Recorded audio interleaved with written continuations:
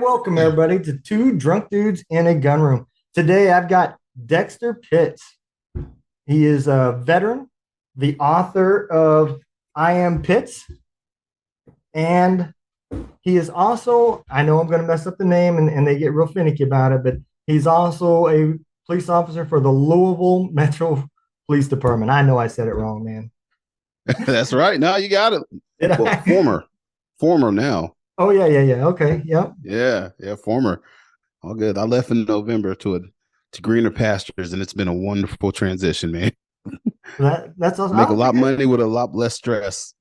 I think, to be honest, I think the part of the book I'm in, you're still in there, but it's probably getting there towards Hmm. the end. Yeah. Yep. Spoiler alert. Well, it don't even have that. It don't even have me transitioning to a different department in there. So Oh, okay.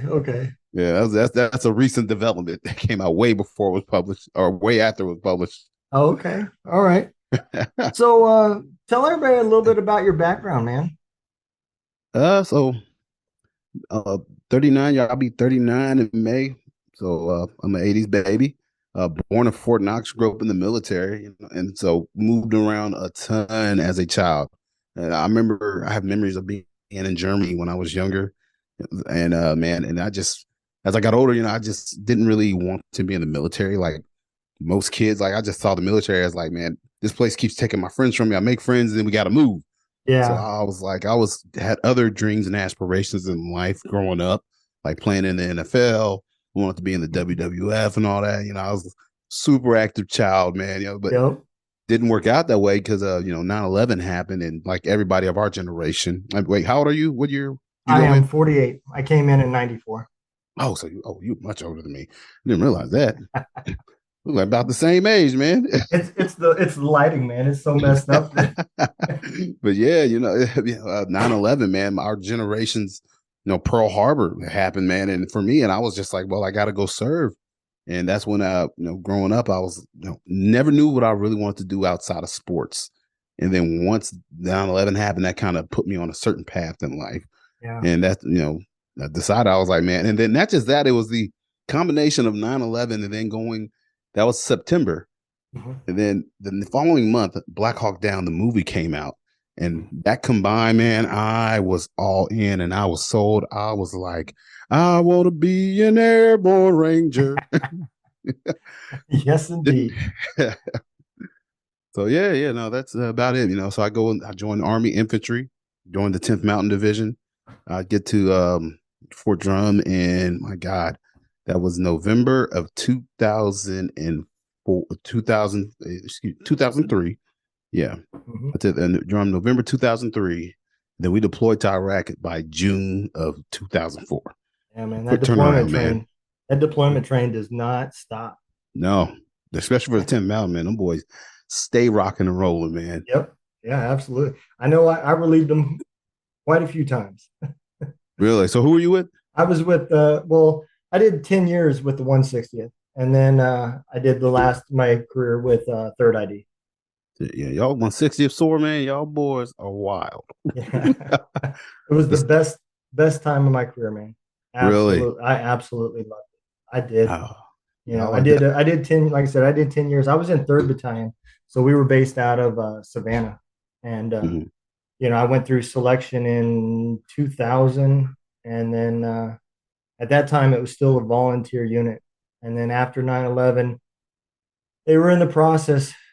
As the war went on, we couldn't get volunteers anymore, man. Really? Helicopters were getting shot down, and people just didn't want to volunteer. And we were setting up a new battalion in Washington, and they but they couldn't get enough crew chiefs, so they See, ended up making it DA select for a little while. I don't know if they've ever gone way back, if they've gone back to volunteer or not, but it was way better when it was volunteer. We never had really? drug issues, nothing, man. You Because know, people wanted to be there. Yep. Everybody was first name basis. I can tell you, I can't even remember how many nights I just chilled with the company commander after work, sitting in his office having a couple beers, you know. And I've heard that about the air units, because everything is you are so dependent on each other up in the yep, air, that there's no time to yep, think of somebody's rank, that like literally, it's just literally a first name basis. The first for the time, so before military? I went through selection, you're not allowed to go to your actual unit. They put you in what's called a whole platoon, or if you're in Campbell, it's called green platoon. But um, they call you at that time. They called you snowbirds because they didn't let you wear a uniform. You had to wear those white uh, PTs, the sweats and everything. So you'd see everybody huddled up before formation, so they called them snowbirds. But so before that, so the first time I got put on detail right after I got there, I was loading flight pallets with supplies, and the guy next to me was a master sergeant. I mean, that's just the way the unit is. It was me and him just loading flight pallet after flight pallet. He was E8 and I was an E5. Man, everybody Yeah, chip in, man. yeah, man. That's pretty cool. That's a good culture, man. Yeah, I loved it, man. But yeah, it definitely put a rude awakening on me when I got to third ID. I was like, welcome to the suck. Yeah. Yep.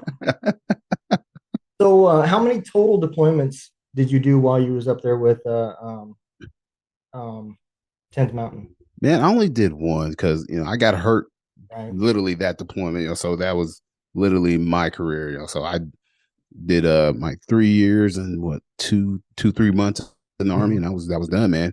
I had aspirations and visions in my mind, that I was going to be doing this. I was going to be a grunt for like 20 years. I was going to be this old, rugged, rough and tumble like sergeant major. Yeah. Angry Sergeant Major Pitts with all the scars. Like, oh shit, that's Sergeant Major Pitts, man. He got blown up by multiple IDs in Iraq. Like that was gonna be me, but that Yeah. wasn't me. So that what's the old saying? The enemy gets a vote. The enemy's like, nah, your career is done. Yeah. And yeah, so I got blown up January 2nd of 2005. And that was pretty much it, man. That was all she wrote.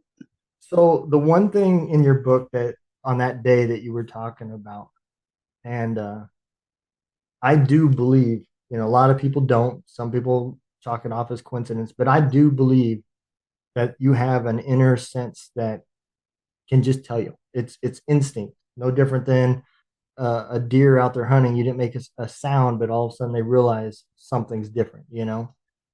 On that day, you kept telling the LT that you guys shouldn't be there, and he kind of shrugged it off, right? Yeah. What can you describe that feeling, that where that came from?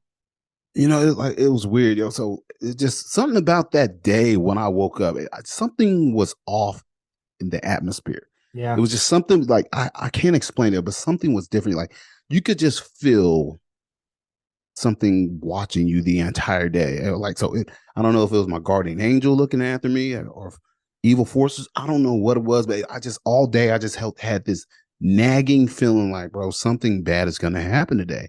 Yeah. And you know how it is being in combat. You have a ton of feelings and emotions at all times. And what do you typically normally do with those? You ignore them Yeah. because you're in combat. You can't operate and be effective in doing your job skills Yep. if you're constantly worried and have this fear. But that day it was just weird. I was just like, man, something is not right. Then when we went back to the house where the same spot where we had been at 2 days before, Mm-hmm. and we got there and things were different. The family wasn't there. Like the guy that came out and gave us tea wasn't there. There Yeah. was nothing to nobody. The house was dark. I was just like, man, this is strange. This is like, I got a bad feeling, LT. I tell my LTs like, man, don't worry about it. We're going to be fine, And I remember I grabbed my rifle, hopped down from the turret and went to go take a leak. And as I'm taking the leak, I'm like, somebody's watching me right now. Like I knew for a fact somebody was watching me. I couldn't see them. I didn't know who they were. I didn't know where they was at, but I knew somebody was watching us, So I go back to the Humvee and I'm like, man, I got a bad feeling, y'all. And then when the weird thing is, they always tell us, hey, you see something or you got a bad feeling about something, say something. Yeah. And I'm saying something, but like nobody's listening because who am I? I'm a dummy 3. I don't know Yep. nothing. I ain't never been to combat. Yep. But so it's just kind of like everybody just blows me off. Like, man, and then a couple of my buddies like, no, now that you mention it, it is kind of weird. Like nobody's here today. These guys came out, this family, Iraqi family came out to offer us tea and all the stuff the first 2 days, and all of a sudden they're just gone. And I tried to reason with my LT, and I'm still in contact with him. Yeah. which is great because he's a great dude. He was young, inexperienced combat leader, and he know what he Yeah. was doing. He know what was going on. Yep. But he had his orders, and I didn't know that our captain at the time told him to go to that spot. And if you move from that spot, you will be relieved of command. Wow. Yeah, I never knew that until like a year or two ago. I never crossed my mind. Never knew it. And so he couldn't leave that spot because he didn't want to lose his command. Yeah.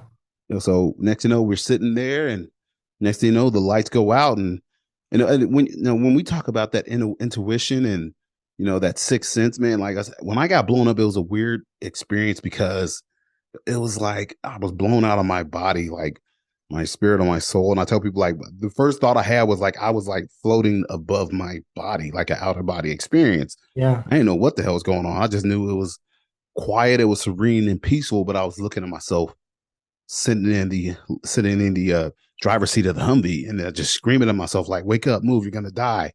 And then all of a sudden, it's like somebody snapped their fingers, and I was back in the real world, and I'm in extreme pain as I'm sitting at my Humvee Yeah. that had been hit by an IED. Just it was so weird, man. Just unreal.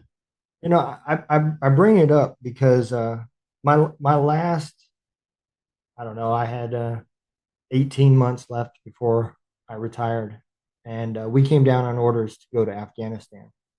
And Third ID had at that up to that point had never been to Afghanistan. Every All deployment Iraq. was to Iraq, Mm-hmm. and the leadership was young, man. The infantry guys, I watched them do a lot of training, and I did not want to go.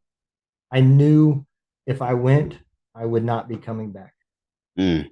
I just had that feeling, and until reading your book, I always just kind of chalked it up as I was just scared, because I've seen a lot of things, and I'm so close to retirement, and I've had situations that where I didn't think I was going to make it out of, and um, I didn't want to leave my family that late in the career, you know, and so long story short, uh, President Obama, he cut the numbers.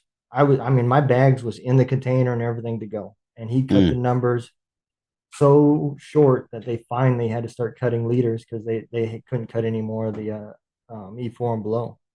So my first sergeant allowed me to stay back, and that was the guy that used to do the show with me. And Yeah. I looked at the soldiers when I was on rear D. The first day, and I told them, I said, tomorrow y'all bring your class A's in. And one of them, was private. I don't remember his name. He had a smart ass comment. He said, "Oh, we're gonna start that stupid shit already." I said, "What are you talking about?" And he said, "Class A inspections." I said, "No, this ain't an inspection. This is me making sure that you guys have your Class A's looking good because you're going to be wearing them." And he said, "What are you talking about?" I said, "We're going to be attending a lot of funerals." I said, Mm. I just have a feeling we lost 9 soldiers, man. Wow. I didn't know the third ID lost 9 soldiers in Afghanistan. Yeah, Dude, you did know, not know that. they had, and I went, like I said, I didn't deploy with them, so I wasn't there, but I was told that they had a guy with a donkey that fucking self detonated while they were on patrol. That's where Oh, a lot of them got taken out what in years were these? 2012. Oh man, yeah.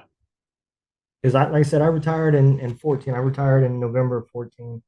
And I retired, I don't know, it was probably about 6, 7 months after they got back. My God. Yep. So yeah, I do believe, especially after reading your book, I was like, man, I just wonder if, was that really fear that I've kind of held inside my whole time of not wanting to deploy from fear, but maybe But that maybe I happens, needed bro. some. It happens. Like I got a buddy, man. My buddy Hardiman. So I didn't get to go on the 2006, 2007 deployment to Iraq with my guys, where they Mhm. were in the Triangle of Death, man, where in Yusufia, where they had the 101st Airborne Division guys were kidnapped.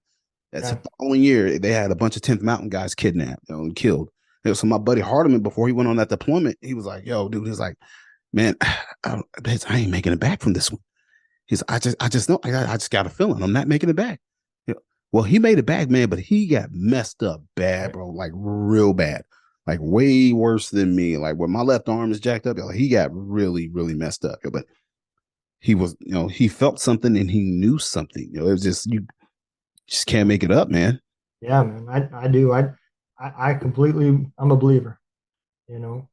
So you come back from the deployment, and I was reading the book. They how long? I didn't really understand the timeline in the book. So how long were you at Walter Reed before So, you actually went home? oh, so I did I would say 2 3 month stints at Walter Reed. And so I was there from initially January, like till January, April. Then I went home for on 30 something some odd days of convalescence leave. Yeah, then I went back for another 3 months. So it was like total of 6 months total. Okay. Yeah, Hell, man. That place, I can't believe they closed it. I mean, I that couldn't that, either, man. that place had a whole lot of things, and the guy that blesses off on the funding is right down the street. I Yeah. mean, That's Washington D.C. for you. yeah, There's man. there's a lot of stuff in my book from Walter Reed that didn't make it in. Like I don't know if you know who Tammy Duckworth is. I don't. You Yeah, so she was a Black Hawk pilot that got shot down in 2004, and she lost both her legs in the crash. I used to do physical therapy with her in there, bro. And Yeah. man, it was just some of the stories I wanted to say in my book because of time and space. I couldn't like just the young. I remember this young dude. Can't remember his name, but his wife brought him his baby, and he couldn't hold his baby because he didn't have any arms. Man, my man lost both Oh, his arms, yo, and it's just like you would just see her bring his kid down and just put his kid in his lap, just kissing on his baby. He can't even hold his kid, and I'm just like, yeah. damn, man, like, and here I am, complaining about my little blown up, my left arm, and this guy couldn't even hold his kid. You're like Walter Reed, it changed me, man. It made me thankful. Like, I talk Yeah. about a guy in my book that was there in a wheelchair, man, Sergeant Mendoza. You're like, Yep. dude, complete, like, I'm just pissed off, moping around the world. And this dude rolls up to me with no legs, like, why are you upset? You should be happy. And I'm like, man, this dude's got a point. He's got no legs. And I'm over here walking around with a bad arm, talk about how bad my life sucks. So, could put me in a completely different mindset and on a different path, Yeah. man. Yeah. And even still, that's the one thing I noticed in your book, man. The roller coaster ride, you would be at the top of the world and then just slowly back down again, and then top of the world and slowly back down again. And I think part of that I could tell, man, you hold yourself to such a high standard, and everything else that's going on, the transition. I mean, we talk about the first 2 years of soldiers transitioning. Those are the most dangerous times. That's when a lot Yeah. of the suicides come just from the stress of that. I can't even imagine the stress on top of transitioning that you went through with, family changes and location changes and career changes and just the constant highs and lows, man. It had to be hard to dig yourself back out when you got down there. It is always harder to dig yourself out. But I tell everybody, I say I've been a cop now 13 years, but this profession is literally all of ups and downs. Life Yeah. is literally a roller coaster ride for everybody. It's up and down. Everybody that's on top of the mountain, give it a second, they're gonna get knocked off and fall into the valley. Yep. But guess what? Nobody stays in the valley forever. You only stay in the valley if you choose to give up on life and you choose not to try to climb the mountain again. But Yeah. me, I've always been, what's the word I'm looking for? Just I wouldn't know what's like just I would say stupid because I just don't stay down, bro. I don't stay, Yep. I just can't. I just Yeah. can't stay. I refuse to just stay down on my luck. Now, there's been times where I just want to wallow in my muck and be like, oh my God, my life sucks. But I also realize that it'll come to an end. And I took a young lady to the hospital the other day that wanted to kill herself and had a knife, and her fiance broke up with her. And it was the worst day of her life. It was just, she's got all these problems. And I was like, young lady, how old are you? She was 19. I was like, who you are at 19 is not going to be who you are when you turn 29. I You're promise. you're going to change two or three more times. Yes, a bunch of more times. Just that is just human nature as we evolve. become older and wiser and get more life experience under her. So she was hitting here ready to end her life and kill herself, like I was at one point in time, because when you're in the valley and you're stuck and it's dark and you don't see any light, we literally think that it's always gonna be like this. And she asked me, she said, when is her pain gonna stop? I was like, maybe not today, maybe tomorrow, maybe not tomorrow, but maybe the day after that, maybe not that day, but the pain will stop Yeah. eventually, and you'll get numb to it and you'll go on with your life. That's just normal. Like I say, I had my roller coaster. Everybody's got their roller coaster ride, bro. I say, my book and my story, I'm just one guy, one man's roller coaster ride of life, one man. But everybody's got a story. Everybody's got a roller coaster ride that they got to ride on in this life, dude. Yeah, absolutely, man. And the like what you was just saying, I've had my ups and downs, and I can't even compare any of my situations to not being able to hold my children. Yes. I couldn't imagine. No, and he's just I one of can't either. many. Yeah, He's I just can't one of either. many. And I mean, man, they were all over Walter Reed, bro. Just everybody, everywhere you went, just guys like blind, no legs, missing a left arm, on the left leg. You're like, it's just, and here I am. Like, we take our lives for granted. We take our health for granted. Yeah, we take everything for granted until it's gone. And I'm just like, I mean, dude, have you ever been by a burn ward? I have not. No. Oh my God. Man, the burn wards, the smells, the sight, just the screams, man. And, dude, it's awful, just awful, man. And it's just like, man, these people are having the worst time of their lives.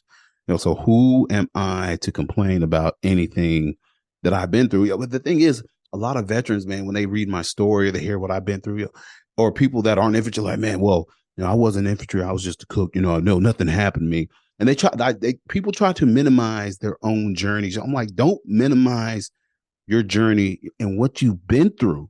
Yeah. Because you're looking at my journey. This is my journey. I hope you can be inspired by my journey, but don't let my journey try to take you down a couple notches and make it seem like your journey is not important. Yeah, absolutely. Because you weren't infantry or because you didn't get hurt in war and didn't get a Purple Heart. Yeah. No, there's still plenty of journey. There's still plenty of journey to be done without going the route that I've done. Like I said, everybody's got a journey and a story. Also, man, I just hate when I don't like when guys feel like they have to, especially veterans, have to lie about their service. Like, yo, you served, you signed up. Yep. It's all good, bro. Hey, it's cool. You don't have to, try to put yourself off as a ranger or whatever, special forces. Yeah.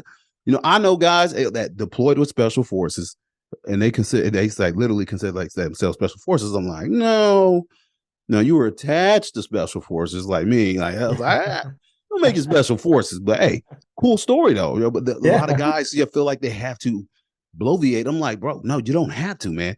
Like, just the fact that what's the percentage of the population of Americans 1%. that serve? Like, yeah, bro, like 1%. You've done more than 99% of everybody else. Yep. You don't have to try to act tough to the rest of the 1%. Yep. Bro, you're here. You did it. You did more than the 99%. That's enough to go off of. Yep. Yes, well, I'm going to talk crap about you because I'm infantry and you're not. But guess what? Bullets don't fly without supply, my man. Yep. Yep. Finance guys got to make the checks go through. Somebody's got to feed Joe out in the field. Every job is important. and that's what I just said in my last interview. It doesn't matter, man, because PTSD affects everybody differently. So, that young pack clerk that has never left their hometown is now put in a building and twice a week is getting mortared and hearing explosions. That's going to affect her differently than somebody that grew up around shots in a bigger city all the time. I mean, it's going to affect, everybody gets affected differently. And you can't compare, like you just said, your journey to another person's journey because you didn't start from day one. Everybody's life to that point got there in a different way. So those life experiences that they have to fall back on are going to be different than yours. So yeah, I mean, that makes complete sense, man. Yeah, man. Yeah, like I don't know why people do that. Like, they minimize their trauma and themselves. I don't understand it, but I guess everybody's looking for like a hero or somebody up on a pedestal. You're like, oh my God, this guy's wonder he did this and did that. It's just a dude, man. Everybody's just a dude or just a chick. Yep. Everybody's just who they are, man. That's Yep. all, bro. Like I read so many stories that now that are still so inspiring. I don't know if you heard of the Wise brothers, or the No. Wise family. Yeah, Mm-mm. it's called I just finished a book called Three Wise Men. You had three brothers. One was a Navy SEAL, one was a Marine, one was Army. So the Navy SEAL guy got out the Navy, went overseas and was killed as a CIA contractor in Afghanistan. But then the next thing you know, their Army brother gets killed like 2 years later, and now there's just Wow. one wise brother left. He's a Marine, and they decide, you know what, you're not in the military no more. You're done. They kicked him out because he already lost two brothers in combat overseas. And it's just like, wow, like that's an amazing story. Yeah. Now that craps on my story. That is nothing compared. Like, I couldn't imagine. Yeah. The mother and the father losing two sons in the same conflict Yeah. in the same country. Like that's amazing. That's incredible, man. Like that's Yep. a story. And I'm just like reading this story, like, man, and I do it. This dwarfs anything I've ever been through. But I tell people, it just makes me thankful and glad for the experiences that I have had and that I haven't had to experience that. Yep. Like the loss of a child or, the loss of two siblings. My God, I couldn't imagine, man.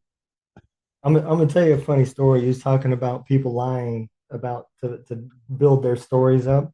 So this was after the 160th. I was in third ID, and we went out to the field, and it was early in the morning, cold, and we were talking about what we're gonna do for that day. And my LT was sitting next to me. He just came back from the shitter, and I kept looking at him, and he's like, "What is your problem?"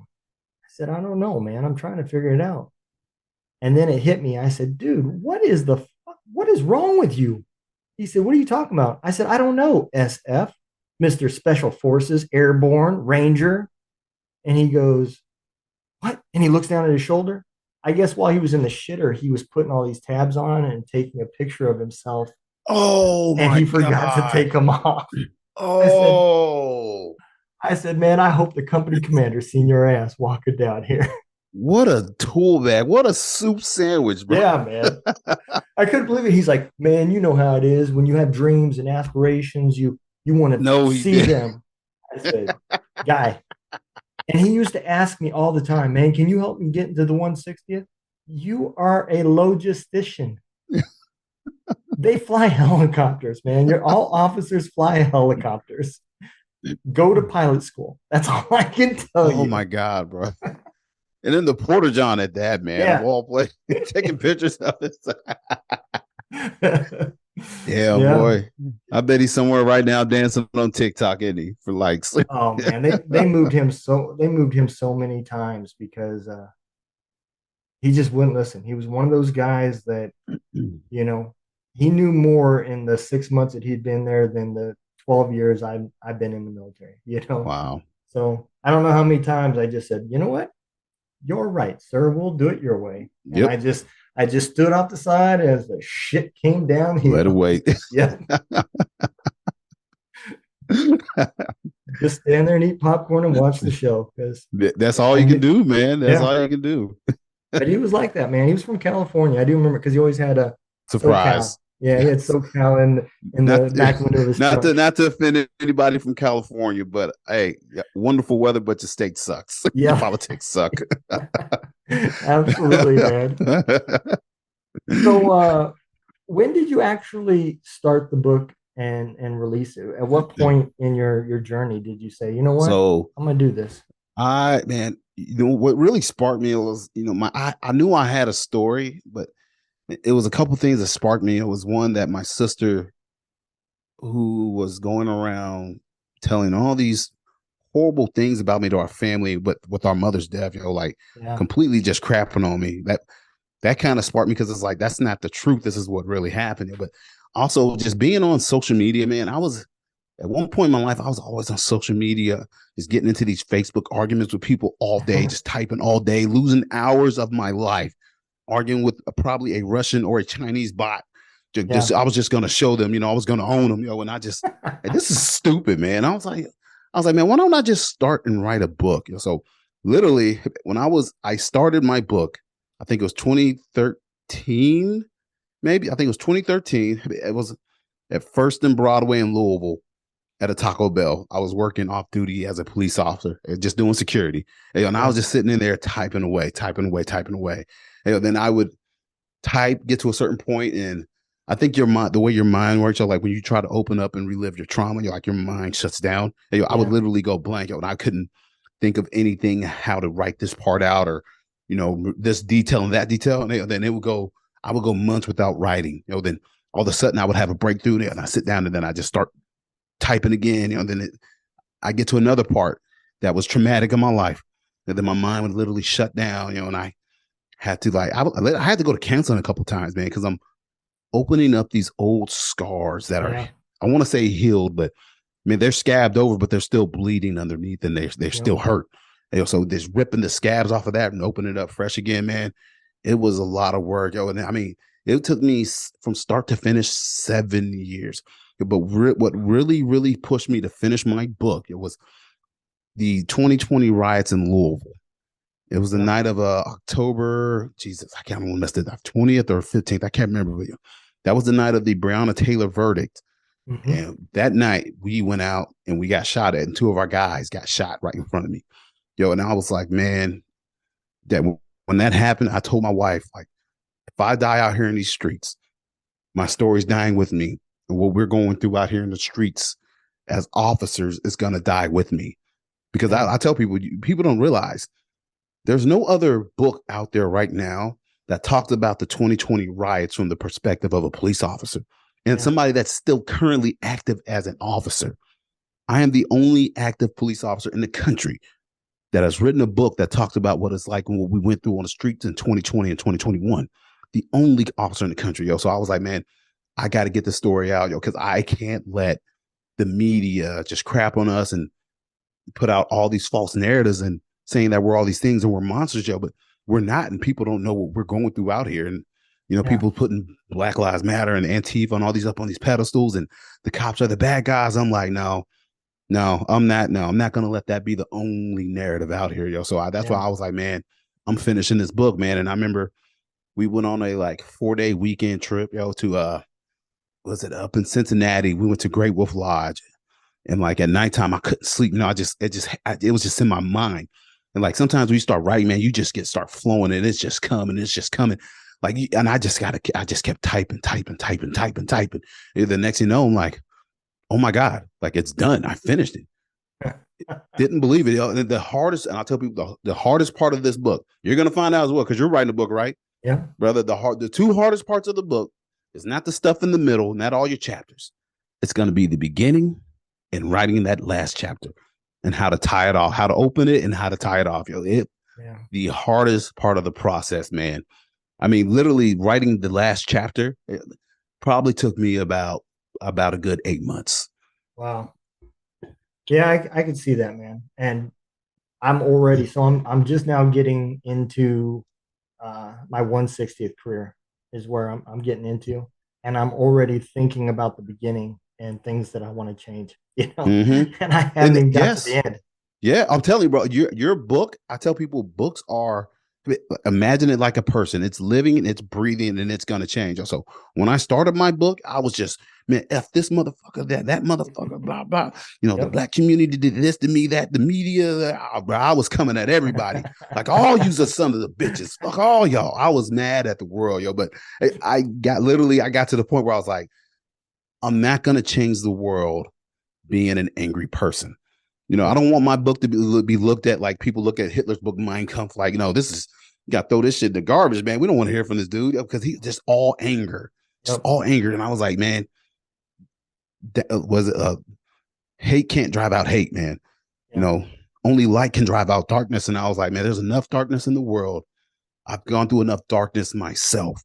I want to be the light in this world. And then that's when I went back and changed the start of my book, the opening chapter. That's when I started writing from love with want and understanding. as opposed to just coming out angry, hateful, being the Yep. angry veteran that everybody knows, the angry cop that everybody knows. I was just like, I had this hit list of people I was going down. Just, man, F this dude, F that person, when you did this to me.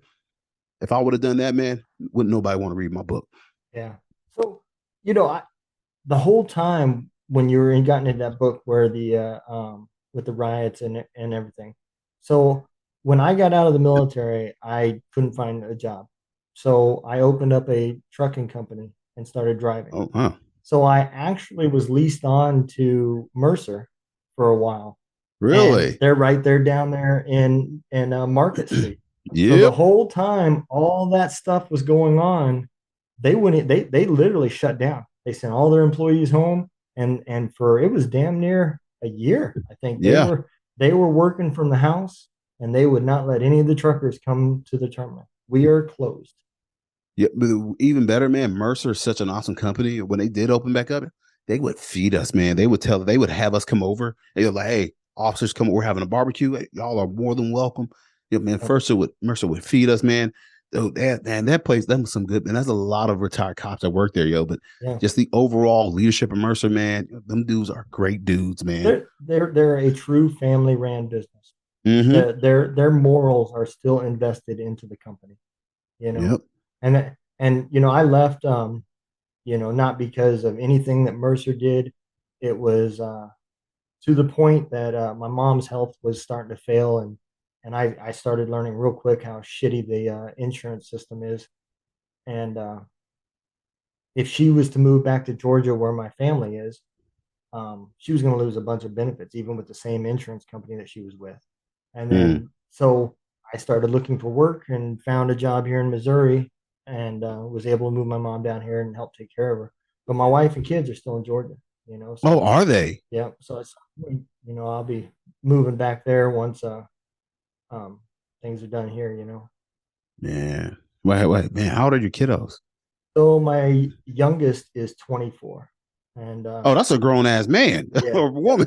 yep. I Yeah, they forgot. I forgot you were you're 40. What is it? 48? yep. It keeps throwing me off, man. I don't see you as 48, man. I'm thinking he's gonna be like, yeah, I got a 7-year-old. Yeah, my No, 16-year-old boy. I got three grandkids, man. Oh my God, you're a grandpappy. Yeah. Man. I'm watching them grow too, man. They're growing like weeds. Man, I did not know. Man, I would not, wouldn't even that the last thing on my mind, man. So you got the cool grandpa with the tats and the guns and the rack in the back. I'm like, hey. Yeah, man. I love guns. It's a passion just to go shoot, hunt, and go to places. That's one thing I love about Missouri. If I could move my family from Georgia to Missouri, this is where I'd stay. You know, Really? yeah, but I ain't giving up that Georgia life. I can tell you that much. I wouldn't have them guns in the background. Your FBI and ATF agents are watching you, bro. That's all right, man. I'm fine with that. You know how many left people get all over me, man. I mean, I About the don't even. guns? Yep, I don't even get Really? on TikTok. I'm like suspended for life on TikTok. You Because of know. guns? Yep. Because So of every time we'd go to Jesus. live, we'd be on for about 20 minutes, and all of a sudden it'd go white. Poof. You have been suspended for X number of days for having illegal activity in your Illegal video. That's what activity. it says. I couldn't Illegal figure out. activity. Go through their damn their terms of agreement and community guidelines. If you have guns in the video, it will be shut down.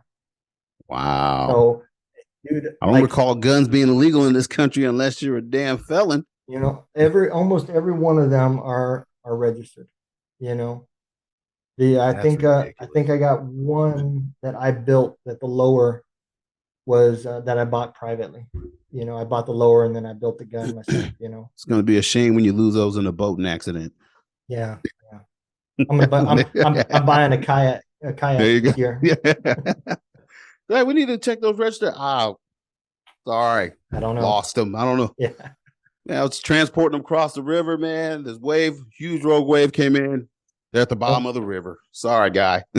Yep. And that's what I tell people, and that's not what my podcast is about. I don't care about all these, these things that sheep are fighting over right now, because I consider myself politically homeless. When I cast Yeah. my vote, I cast my vote for who I think is going to do the best for America. I already know they're lying. I don't care who I vote for, That's the but crux of it. who is going to do the best for America? Who's going to take care of our troops and our veterans? That's where my vote goes. I'm not ashamed to admit it. I voted for Barack his first term. You know, Everybody did, man, yeah, because the dude sold. Hey, who? Come on, like who was not getting caught up in that change joint he was pushing yep, out? yep, Everybody was caught up in the wave, man. yep, And the thing is, it shows you how stupid Americans are. He said he's talking about change. yep, Oh, wait, he could have been talking about 2 quarters and a penny. Who knows? yep, That's change. But we didn't know what kind of change he was talking about. It just sounded great. And this is yep, when I was an idiot, though, like not very in tune with politics. yep. You know, Me then too. as the years go by, you're just like, oh, like what? And you listen to some things he said, like that's not very constitutional. It's crazy how that works, yo. But I'm just saying, like I tell people, yeah, I'm registered Republican on paper, yo. But man, I more and more and more, I am becoming more libertarian than anything, Yep, especially as an officer. Yo, like honestly, like I stopped this lady last night, you know, and I talked to her like license, registration, insurance. Man, she doesn't have registration, doesn't have up to date insurance. You know, her license is not up to date. Yo, and I'm just like, you know what? I was like, man, typically, I don't like as a agent of the government of the state. I don't like going up to a citizen and issuing them a citation, taking money out of an American citizen's pocket to yep, put it in the pocket of the government, who is going to mismanage that money at some point. yep, I do not want to be the government's, terrorist. yeah, I don't want to be it, man. And I understand that sometimes I have to write tickets and citations because there's shit like the insurance thing. You got to have insurance. Why? Because you hit me or my kids and you don't have insurance, we're gonna have problems. yep, But all the other stuff, I'm like, man, get up out of here, dude. I'm not the one. I try to give out as many courtesies and written and verbal warnings as possible yeah, because I just don't believe in the government taking from American citizens to yep, fund themselves. I just don't. yeah, And everybody, but you're a cop. Like I am a cop, but that's not why I became a cop. I didn't become a cop to write tickets. I didn't become a cop to go out and terrorize American citizens. I literally became a cop to help people and make a community better. yep. Because there is a mental health crisis going on in America, and Oh, we're going to bro. need police officers to help deal with the aftermath of what's happened. You can't tell Man. me that all these school shootings and everything that's going on right now doesn't come down to some sort of mental health problem. You know, I said on my podcast the other day, I was like, the reason this keeps happening is because America is mentally and spiritually bankrupt and yep, morally. The absolutely. more like the fact me and my wife were watching videos on YouTube the other day, and I was watching some at work the other night because I didn't feel like going out and bothering people. We have literally come to a point where we're thinking that men can give birth to babies. I'm like that, no, Yeah. and like it's driving me crazy. But Yep. I'm looking at this Dylan Mulvaney dude, Tampax that makes sanitary products for women on their menstrual cycle. Just had this guy dressed in a dress that has two balls and a dick. He is the spokesman of Tampax for women with vaginas. Like, I, it's crazy.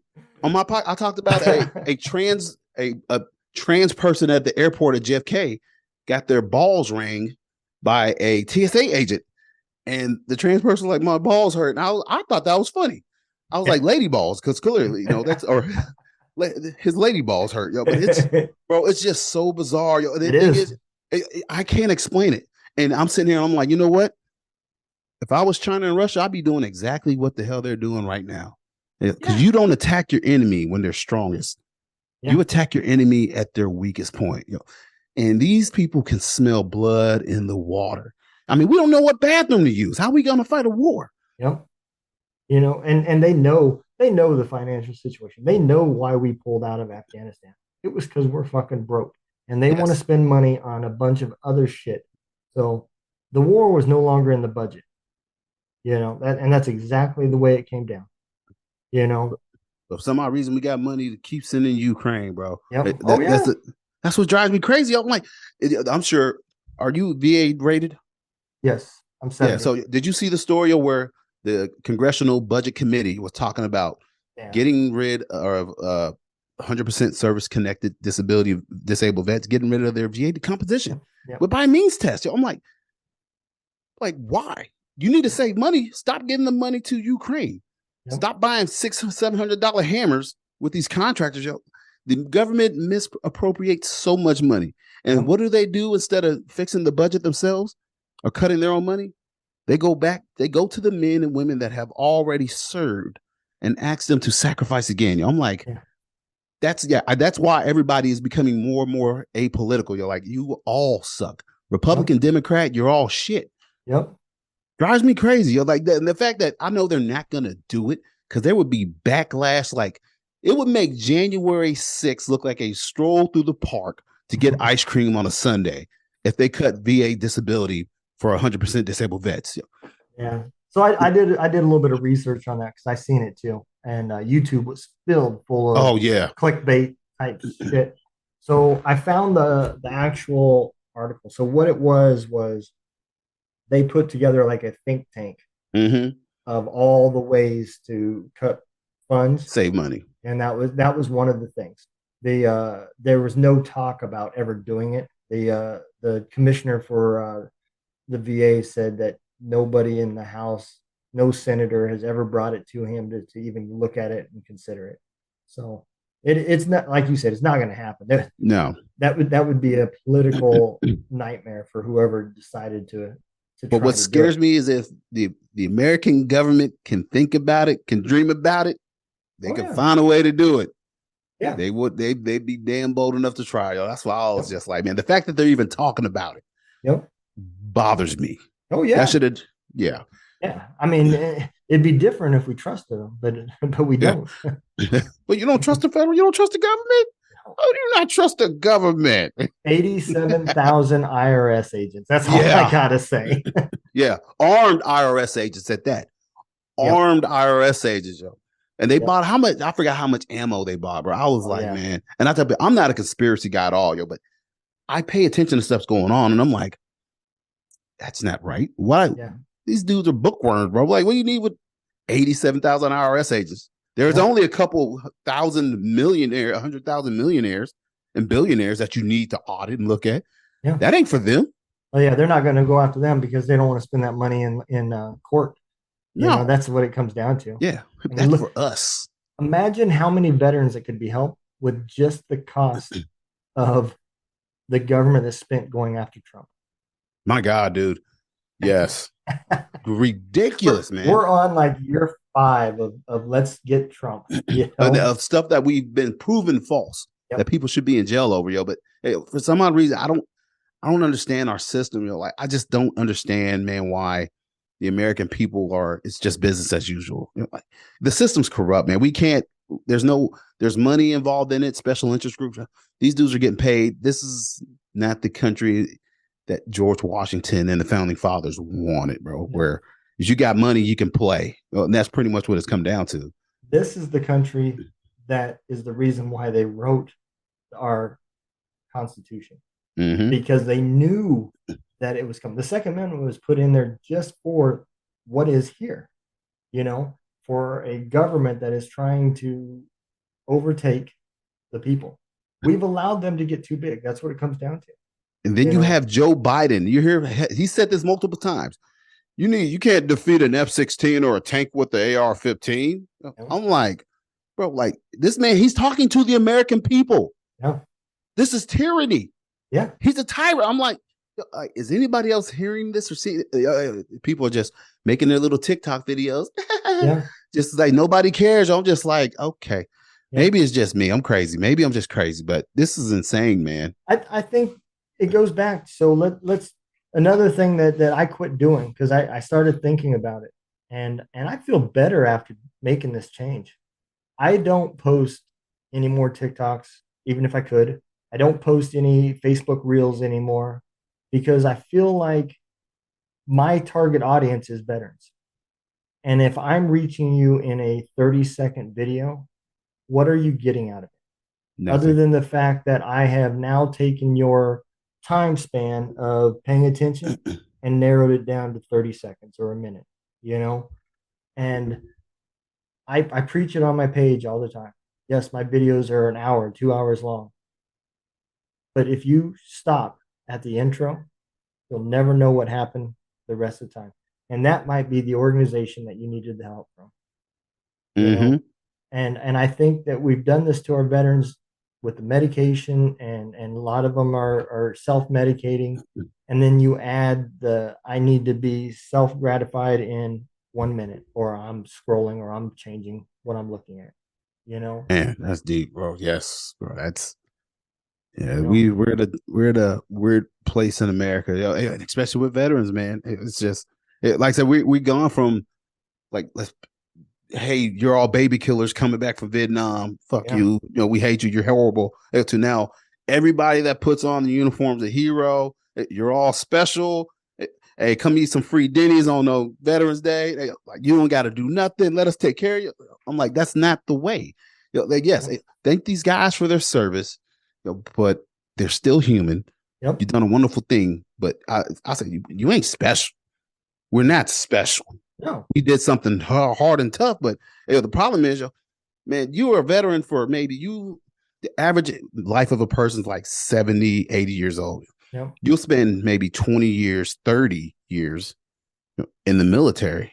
And then you still got another good 20, 30 years afterwards. But most people go in for 2, 3, or 4 years, and it's a blip on the radar, bro. And yeah, man, I'm 18 years post-military.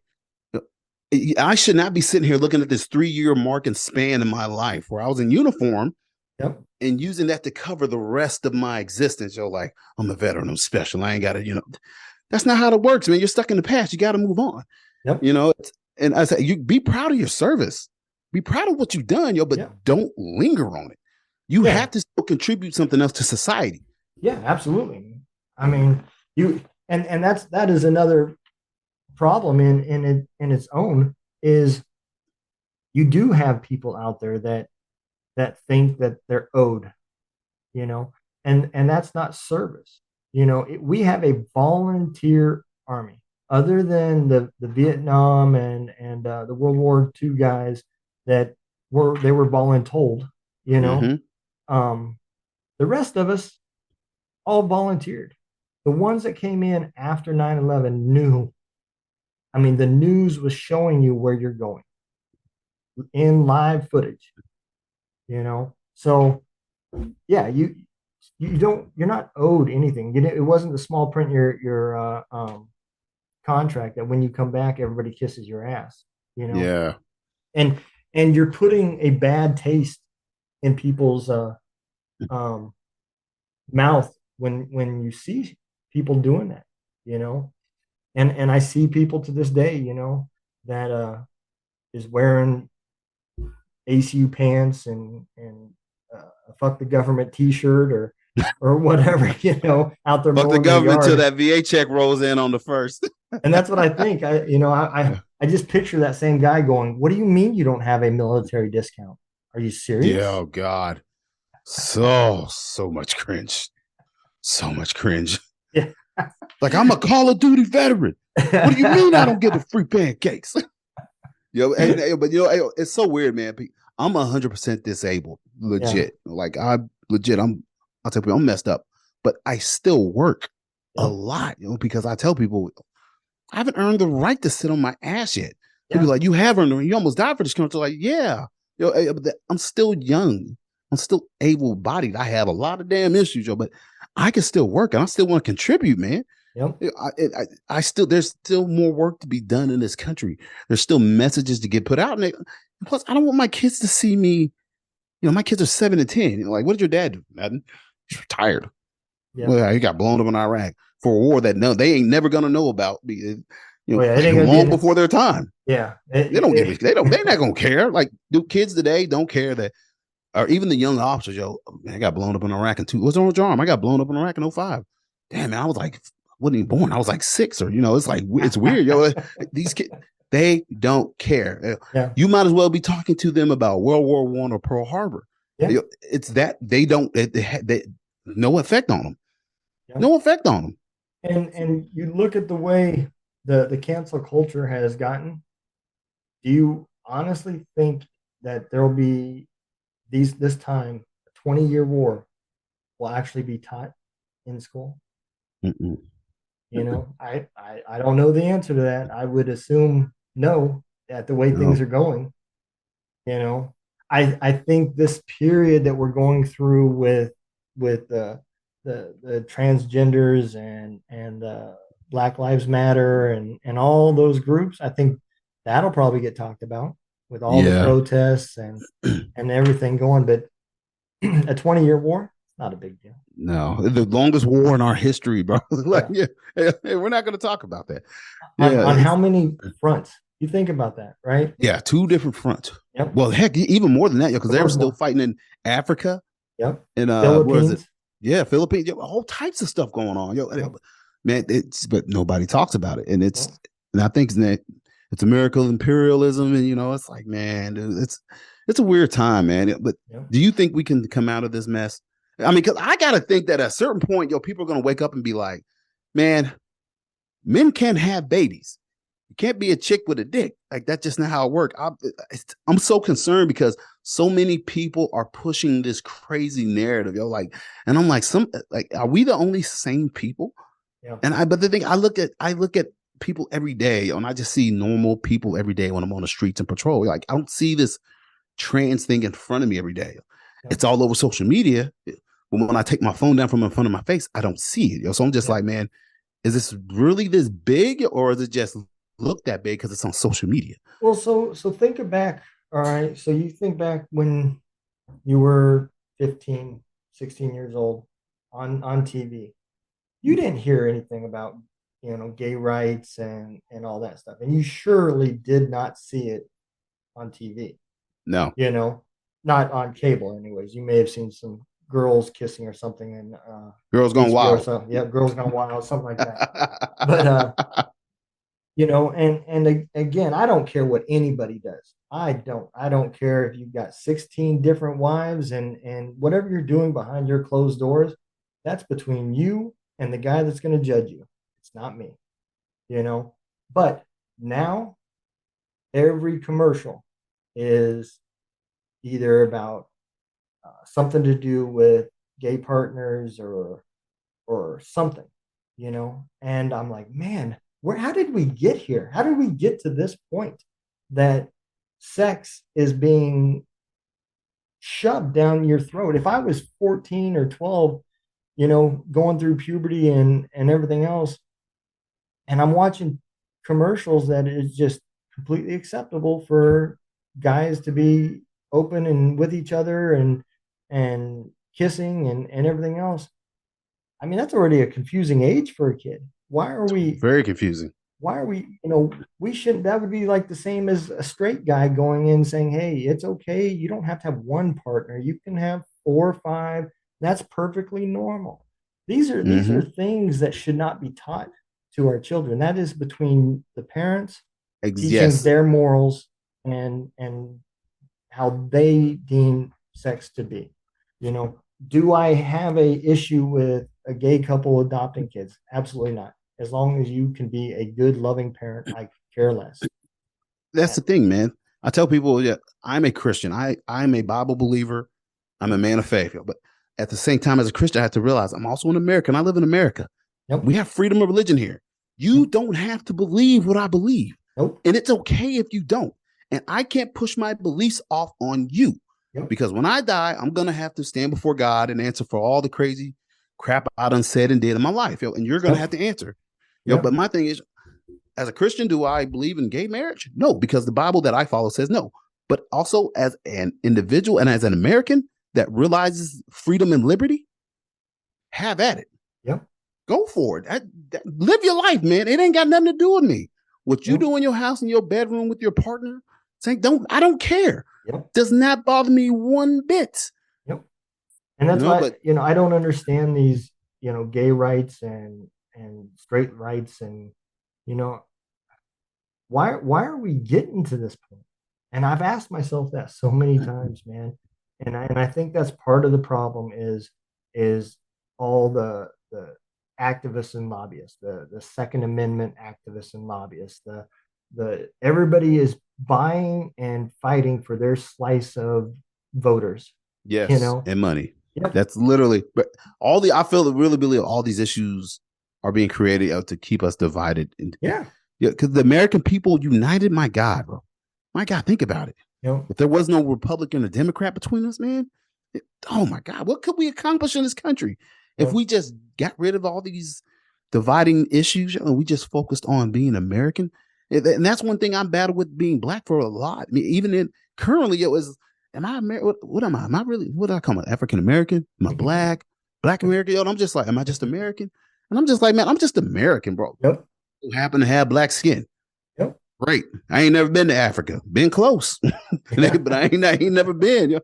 And so it's hard for me to call myself African American. Yeah. But I also understand the struggle of black people in this country. I do I too. understand all these things, yo. But it's just like I can't let this. You know, man. If you took a lighter, well, heck, you could look right there. I burned myself the other day. A couple of weeks ago. It looked like I'm white under there. Yeah. Bro, Yeah. I'm like, dude, literally, that's what's causing us to have issues with somebody. A couple millimeters of skin, layers of skin. Yeah. But it's so backwards. But that's why I love the military, because I can have a guy like you. I ain't never met you. Yep. White don't make me a difference. Oh, he's a veteran. He's a brother, man. Yep. He's a brother. That's all that matters. I don't care. He's white. Yep. Don't give a shit. He likes bourbon and he likes guns. That's my dude. Yep. That's exactly how I feel, man. You know, and I don't have anything against people that didn't serve, but I relate No. better to veterans. And that's Yes. why my podcast is oriented towards veterans. This has been therapeutic for me. I mean, I've gotten a lot of stuff off my chest from just doing this show. You know, there's sometimes that there's things that get brought up that bring back memories. Like you said, you know, you start peeling the scab off some wounds. But for the most part, it's gotten me talking. And since I've been doing this, I've kind of talked to my wife a little bit more, and she knows a little bit more about things that went on. And whether she understands and relates to why things happened the way they did when I got out, you know, I don't know. But um, at the end of the day, it's a start, you know. You So got to talk, man. You yeah. got to talk about it because it will eat you alive and it will kill you. I don't know if you know who committed suicide the other day. You heard of Mike Day? Yeah. Navy Oh, SEAL. He got shot 28 times when he was in Afghanistan. He wrote a book called No Perfect Day or something. Yeah, and I just recently read it. Phenomenal book, yo. And I'm reading this book and talking about his battles with PTSD and mhm. how he almost killed himself in the past, yo. I thought he had beat the monster. I thought he had won the war at home and he was going to be okay. But he killed himself like about a week ago, bro. Navy SEAL, yo. And he's not the only Navy SEAL that's done Oh it. no, no. If some of God's toughest creations, Navy SEALs are coming back from combat messed up and they're having problems, what chance do the rest of us have? Yeah. Why do we think we're Superman, that we think we're immune? If And a you think about Navy SEAL, how tight those teams are, yes, you know. he's just one of many that have killed themselves. I'm like, we're human. They're human. They got Yep. some crazy attributes, man. They are tough dudes, yo, but everybody's got a breaking point. Yep. Everybody, yo. And man, it's showing more and more. I'm like, when I saw he killed himself, and I'm like, my God, Mike Days killed himself, man. I thought he won that battle. Man, it just shows a show, bro. It's a battle that never ends. Like I've been on a roll for the last like maybe a year, 2 years, where I haven't had any big issues with my PTSD. Have nightmares and all that, man, but I've been able to function a lot better normally. Yeah. But like I said earlier, it's a roller coaster, bro. It is. I've been riding up and I'm at the top, but I know at some point in time Yeah. that we're gonna come to that drop and it's gonna go down. You know, but I have the tools now to help me realize, yes, it's going down. I'm in the valley, but guess what? My momentum and inertia is going to carry me back up to the top. I know I'm not going to stay down there forever. Yep. I just know I'm traveling through, and I got to be okay with traveling through in the darkness without some light sometimes, and I'm going to come back out. and come back up top. But man, people getting that pit, bro, like that young girl the other day, they just think it's always going to be like this. Yeah. You Yeah, know, like man. that was my mom's issue. Like her whole life, she struggled with all these issues and she ended up killing herself, because of an abusive marriage, and just because things never got better for her in her life, according to her. Right. So people, suicide is a permanent solution to a temporary time, Yep. And we don't think about it like that. Like when I Mhm. was ready to go up out of here, I thought the same thing. It's never going to get better. Me I too. just want to die. Yep. And another thing that helped me, believe it or not, and a lot of veterans do kind of migrate towards trucking, when they get out because they want to be alone. They like the little area that they're staying in and they don't have to deal with people. Well, yeah, but I also spent 10 hours of my day every day driving 650 miles thinking because that's all I had to do was think. Man, my daddy's a trucker. Y'all are a special breed, bro. I hate the open road. I don't know how y'all do it. God, I hate it. I loved it. I could do it if things were different, but trying to run a business and company truckers just don't make no money. They don't. Really? No. No, it's struggling, man. They used to, but now the agents are eating up a lot of the money and the profits and emissions is now to where trucks are breaking down more because of the DEF system and everything that's in it. So and they can't lie on the logbooks. I mean, that's how company drivers used to make their money. And hell, even owner operators made their money was lying on the logbooks. But you can't do that no more because it's all electronic, you Man. know. So Yeah. Yeah, man. I don't know how, but that's kind of why I like being a cop, because I love my alone time. Like my wife knows, like when I'm in my police car by myself, I'm at peace, Like I yeah, love it. I'm cruising around, listening to podcasts, audiobook, like just kind of doing my own thing, man. yeah, And then when I get called somewhere, I go handle it. And then after I'm done handling it, I'm back in my car by myself. That's why I don't like riding two man. I can't, I like you. I need my space. I need yep, my time. And that time alone, oh my God, it's beautiful, man. It's yep, wonderful, Even though I'm surrounded by chaos, I always had that moment where I get to my car. It's just like, okay, what's next? So I'm able to process it. yeah. But I get to No, go I home at get this that. night, man. I ain't got to go check in at a hotel, being on the road for 650 miles. Hotel, who could afford that, man? Yeah, You got to that's sleep in the sleeper. Having some meth head knock on your door talking about I got till in the morning to find a house. I need $20 to pay my fee to get in this halfway house, or my probation officer is going to send me back to jail. Shut the hell up! It's like two or some o'clock in the lot lizard, morning. Yep, trying to yep, suck her way into some first of the month rent. yep, yeah, man. I seen it all, brother. Oh, I could imagine. Yeah, no. I went on the road with my dad in high school, It was in my book, but I had to take it out because it wasn't relevant.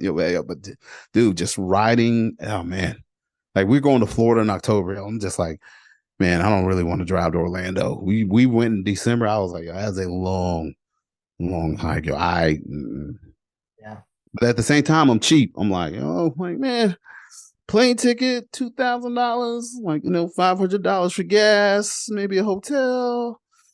Oh man. yep. No, I get it, man. And things got better for me. So I got a dog and put a dog in my truck with me.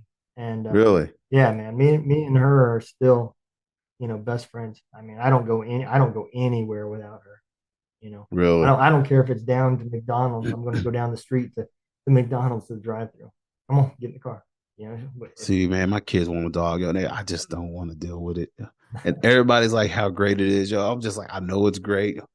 I know it could be helped, but me just thinking about something else to physically care for. yeah, it is a lot I'm of just, work. it is a lot of, I'm lazy. I'm like, man, I know my kids ain't gonna take care of it. They go, oh, we'll take care of it. Like, no, you're not. Yeah, Yeah, you're not. yeah, they're It's not. gonna be mom, and then there's just daddy walking the dog. Yep. And the puppy years is a pain in the ass because you wake up in the morning, get ready for work, and your foot gets wet as you step. You're like, oh, I know that damn Yeah. dog didn't just piss on my carpet. Yep. Yeah. I don't want to go through it, but I'm gonna break. I know I'm gonna break. We're going to get a dog. I just told them, I was like, man, just give me some time. Yeah. Yeah. They want a golden doodle. I was just like, Oh man, wow. yeah. Hypoallergenic. Our kids are allergic to dogs. Oh So, yeah. oh man, pray for me. I will, brother. I No, I will. don't want it, but it's coming, whether I like it or not. Yeah, man. Well, brother, I know you're short on time. You got a little family outing that you got to get to, man. Yeah, So, yeah, yeah. Taking I'll- first day off, man. I've been working like she's 60, 70 hours a week, man. Working, trying to get stuff paid off, brother. Trying to get ahead of this craziness and going on, and just trying to secure my family's future. I was like, man, today I woke up, cut the grass. I got to do some podcasts and stuff, that I told my family. I'm all y'all's after that. yep. It's the least I can do for them. Yep. And you got the taxes taken care of because I heard the podcast about the Ooh. damn government in your damn pocket. Oh, well, yeah.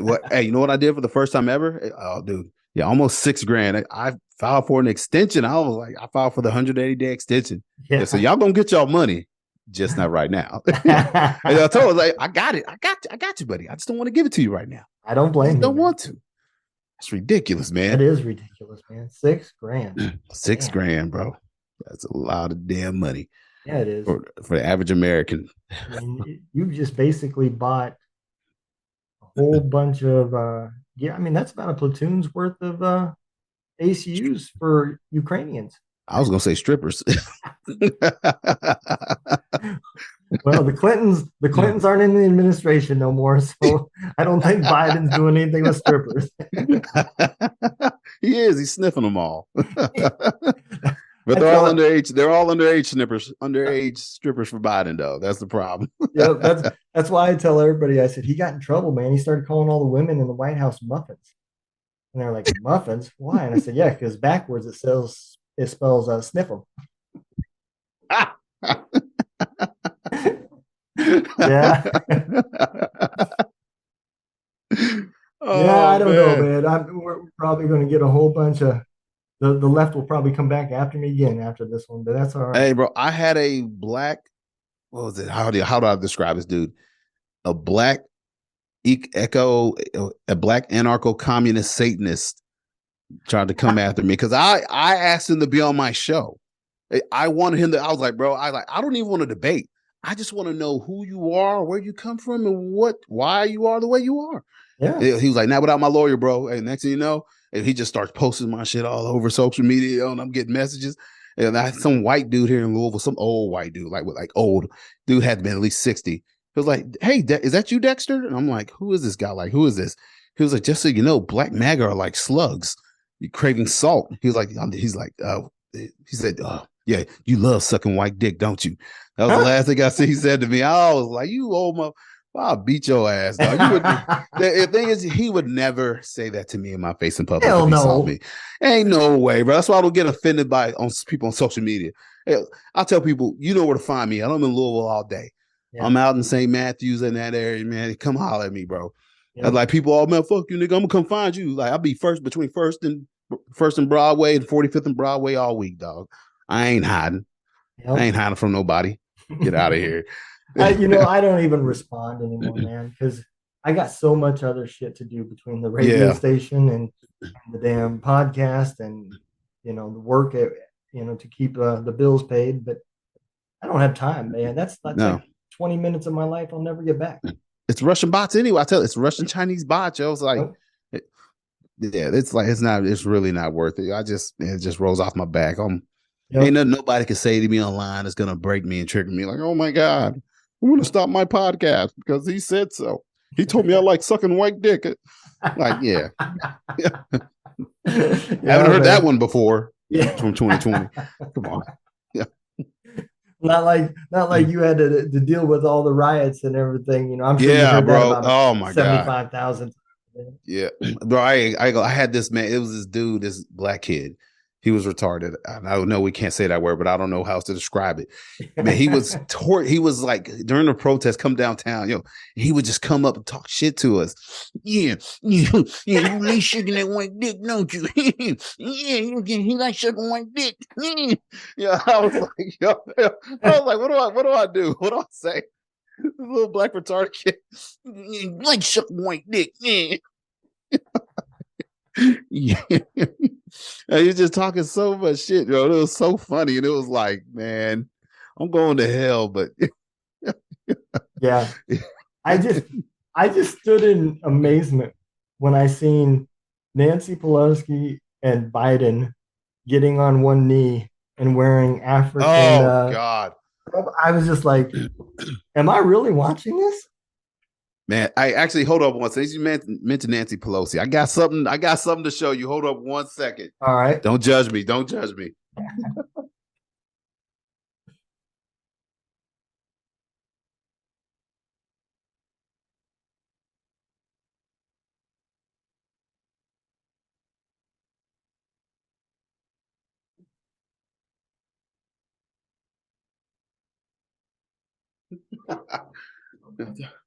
I'm probably going to lose followers. I don't care. But I'm not getting rid of it. I have a Nancy Pelosi coin. That's actually pretty coin. cool.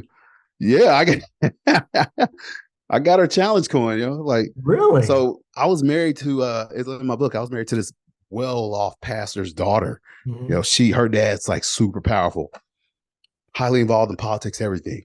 Yeah. So I go to work roll call one day, and I'm a rookie officer. They're like, "What are you doing here?" So I'm on the schedule to work. No, you're not. You better leave. I'm like, why? You need to get to your father-in-law's office in the West End right now. I'm like, no, I'm good. I'm working. You don't understand. You're going to his office. So I'm like, next thing I step out, my wife calls me. She's like, where are you at? I'm like, what are you talking about? Where am I at? I'm at work. No, put some nice clothes on. Come down to my dad's office. Somebody wants to meet you. I get down there. It's Nancy Pelosi. She shakes my hand. She's like, young man, I know all about you. And I was like, bitch, I hope you ain't been looking at my porn ups. You ain't been looking at my web browser history. A little bit of grandma porn here. She would share it with her old man anyways. Yeah. So I met her. I said, this is before the point I was really into politics. I was like, who the hell Nancy Pelosi? I had no clue, Speaker of the House and all this. Didn't care, didn't matter to me. So I was just like, oh, hey, yeah, cool. All right, thanks. Oh, wow, a coin. Gee, thanks. Now, like, fast forward like 15 years later, I'm like, I hate this bitch. My question is if you actually laid that down and somebody else had like a 4-star general's coin, would Nancy Pelosi actually outrank that? Ooh, that's a good question, man. I mean, can that coin actually get you beer? It probably could, man. I got a president's coin. I got Bush's coin too from when I was in the hospital, So that one would work. Yeah, that's top dog in the country right there, yo. Yeah. I think they'd still buy you beer just out of sympathy. Like, damn, man. Like you had to meet Nancy Pelosi. Yeah, dude. That is one woman that is just fucking out there. That and her husband, bro. Did you see the video from when he got hit with the hammer? Yeah. Holy bro, that whole thing's bizarre. That's that's weird. That's some weird stuff going on. Like, I couldn't explain it. No. Then hit him with that hammer, put him out. Yep. People started playing Hammer Time. MC Hammer music behind the video. I did that on my podcast. Did you? Yeah. How original on my behalf. I know, I couldn't help it. I couldn't help it. Yeah. Your podcast that just came out about the transgender and women and everything. Oh, yeah. Did you see in the news today, that swimmer, that female swimmer that's been standing up against her? She got attacked. Yeah. Attacked and nobody cares. They're not even trying to prosecute anybody. No. Yeah. What the hell is going on? Lights went out. She was locked in a room for 3 hours. People banging on the doors, threatening to kill her. Trans rights are human rights. And then people were nasty, bro. It's I heard this dude, Jericho Green, he's got a thing on, I follow on Instagram. He calls them the Ku Klux Trans. It's true though, man. Yes, I mean, it's true. All these organizations, I just sat in awe watching all the riots, man. From especially like Chicago, man. That city was burnt to the ground. Mm-hmm. Bro, but I tell people, these little side organizations. I was in a protest and I was a cop. It was 2016. when all this crap started. And that was the first time I saw a Black Trans Lives Matter shirt. Y'all, I was like, hold up, like what the hell is it? This wasn't even anything to do with any of that. This was they were having an anti-immigration or an immigration thing. Like they were marching against the Department of Justice and all this. Oh, like, oh no, these are human rights. There's nobody's illegal. And dude, these protests get hijacked all the time, And I think that the gay and lesbian people had a legit gripe and a legit complaint. And then in comes the trans people, and they get hijacked. Yep. Hijacked it, bro. They hijacked that. They hijacked the Black Lives Matter movement, because this is like the thing now, And it's like for 0.2% of the population, 0.2% of the population. That's it, And we're making all this stink about it. It's crazy. Yep. That's why I say you don't see it in your everyday life, but it's on your phone every time you open up your phone, But that's it. Did so? And they put this out a lot. The time when gay rights was a big fight, right? And there was nothing else blocking it. I learned that they were a larger voting majority than our veteran community. Who, the LGBT? Yeah. Really? That's why that was one of the reasons why their shit was listened to, why things were changed, and they became a political issue because they had a larger voting body than the people that worked directly for the president. Wow. I did not know that. Holy crap. Kind of sad. Yeah, and that's why they go where the votes are. Yeah. Where the votes are, where the power lies, man. Yeah. Holy crap. I didn't realize that. Yeah. Yeah, man. It is crazy to think that we have stopped thinking for ourselves, because that's really what's happened. Literally. Because if anybody can convince you that a man can have a baby, pardon my language, you're a fucking idiot. Yeah, you're a fucking idiot. I'm sorry. I don't know what else to tell you. Yeah, but that's where we are now, man. Yeah. That's American society. And I'm just like, man, come on, Thanos, get all the rings and put them together. Yeah. Let's end this experiment called Earth, man. They were talking on the news, the hospitals, right, that have started catering towards transgenders that have actually gone through the process. And the amount of money they're trying to tie the fact that a lot of autistic children are being identified as a child with sexual identification problems. I've heard that. It's autism, a lot of it. And if you start looking at how many billions of dollars of an industry this has became with all the surgeries and all the drugs that have to be pushed to these people to keep them who they think they are, it would make sense. I mean, that dollar holds a lot of power. Used to. Yeah. Now it's the one. Yeah. The bricks, bro. Yeah, it's yeah, man, we're losing our footing every day, But like I said, I can't blame any of these countries, Like I said, our military right now is inundated with this trans crap, bro. Yeah, it's crazy.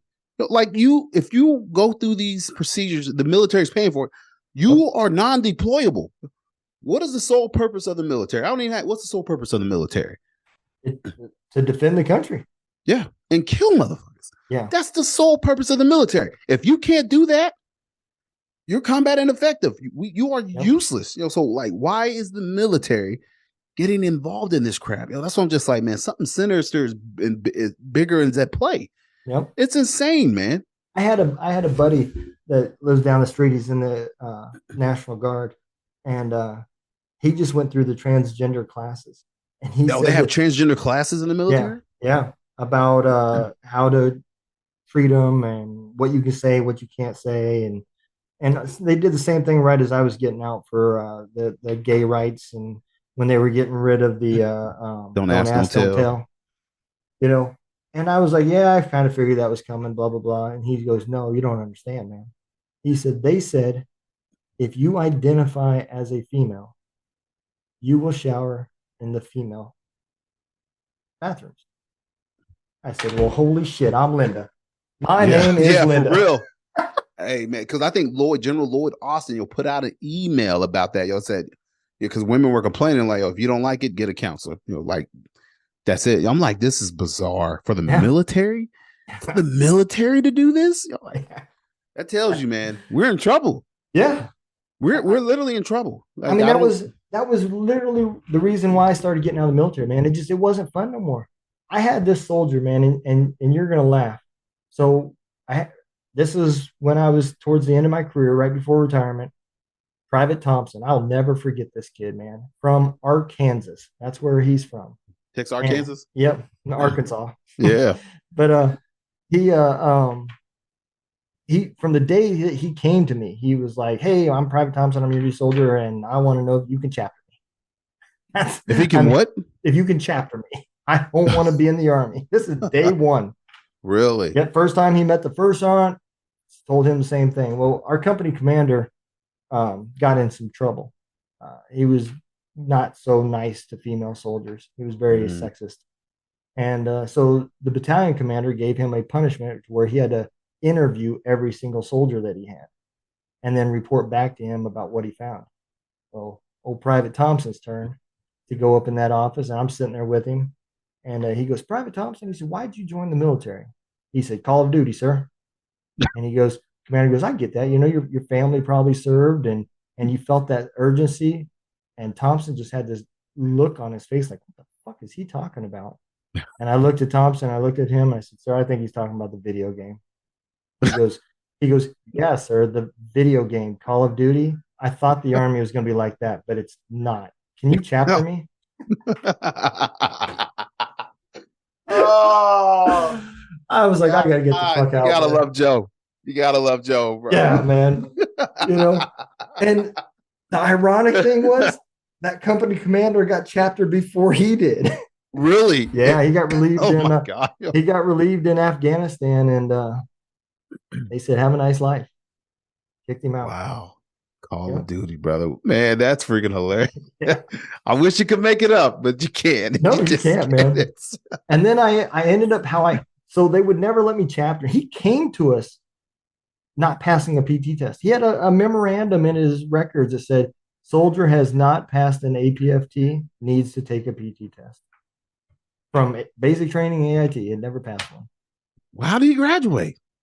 I was like, when did they start doing that? What happened to the holdovers and shit standards? Like that? Yeah. Holy sh.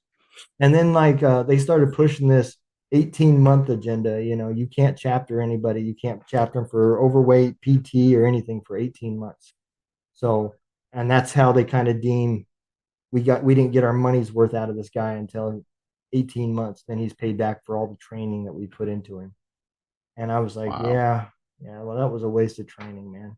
Yeah. But I finally got him. He was sexually harassing an MP's wife. So that's how I finally got rid of him. I got him chaptered for that. You talking about the Private Thompson? Yeah. Oh, wow. Yeah. I hope he's back somewhere playing Call of Duty, man. Yep.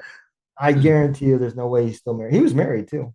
Really? Yeah. His wife came to me crying about why are we chaptering him? I said, your husband is sexually harassing the soldier's spouse that you guys hired to take your baby pictures.